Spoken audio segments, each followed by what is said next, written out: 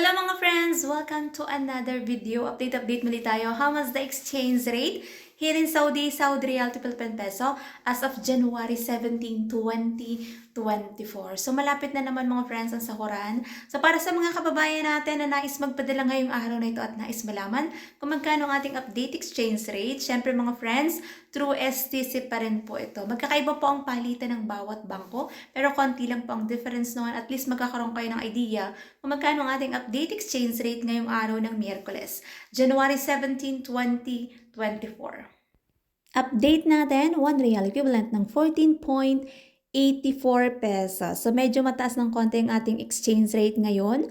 So para sa mga kababayan natin na nais magpadala ngayong araw na ito, yan po ang ating update exchange rate as of January 17, 2024. Through STC to mga friends, and pag nagpapadala po tayo ng pera sa Pilipinas, meron po tayong binabayaran na transfer fee at meron din po yung VAT.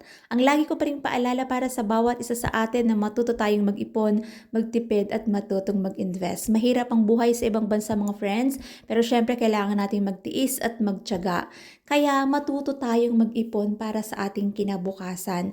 Para pag gusto mo nang mag-for good, ay hindi ka magdadalawang isip kasi alam mo sa sarili mo na meron kang naitatabing ipon at pwede mo yung gawing puhunan pang negosyo pag umuwi ka na ng Pilipinas. Kaya maging habit natin ang pag-iipon. Kasi para din naman yun sa ating future. So that's it for today's video mga friends. Thank you for watching and see you on my next update.